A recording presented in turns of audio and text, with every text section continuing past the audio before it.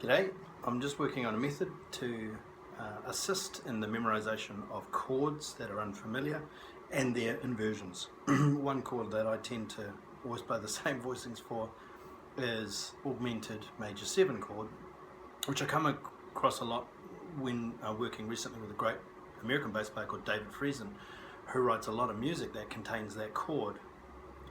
The other use for that chord is as an altered chord, a major third above the root of the altered chord.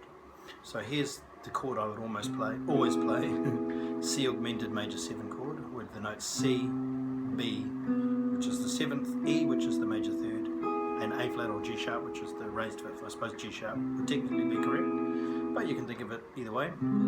Here's another voicing. Here's kind of more of an open voicing, which is kind of nice. Anyway, I have, there's probably the other more common voicing, maybe this one as well, if your fingers will fit there. Beautiful sound. And here it is used as an A flat altered. There's our chord root and maybe a resolution towards a C sharp minor.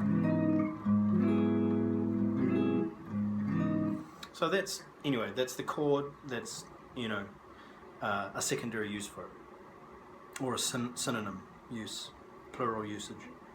Anyway, point is, I always play the same voicings of the chords. So what I did is I worked out a drop 3 voicing, which is this chord here. There it is. So I put the G sharp on the root. The next note, you skip the A string, so that's on the E string. Skip the A string, and then on the D string the note at E or 2nd fret, and then a B on the 4th fret of the G string, and then C on the 1st fret of the B string. So that's the sound there, but here's the cool thing. I worked out that you can just keep moving up and you get these 4 voicings. What I realized is when I went to change key, I kind of kept going to this voicing. So here's a really good technique, getting to the point of the lesson.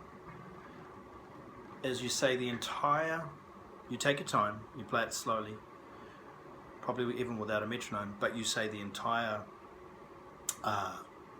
naming of each chord. For example, this would be C augmented major 7 drop 3.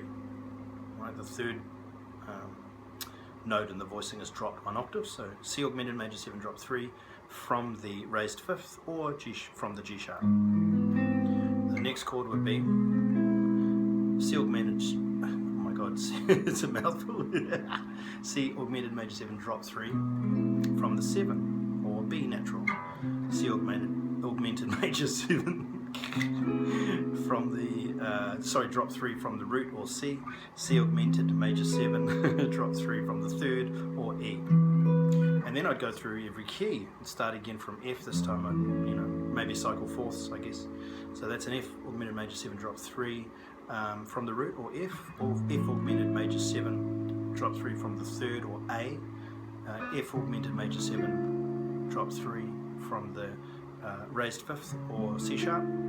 And then F augmented major 7 drop 3 from the 7th or E.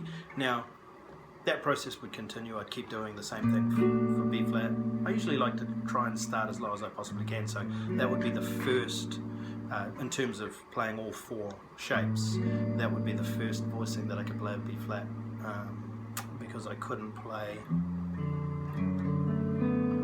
get that B flat in there, if you know what I mean. So yeah, and then again, same thing, just name it and play it. So one, it slows you down, so you're not just going, which is probably part of the exercise at some point, but yeah, that's really cool. So it had the double kind of learning bonus of slowing me down, so I was really thinking about every single note rather than just going, because this was the first exercise.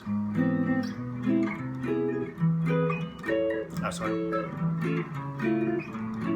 And then whatever, B flat. But I wasn't really thinking about the chord tones or where I was playing the chord from, so the lowest note in the chord voicing. So yeah, that's really helping me, that little exercise. Hope that is useful to somebody.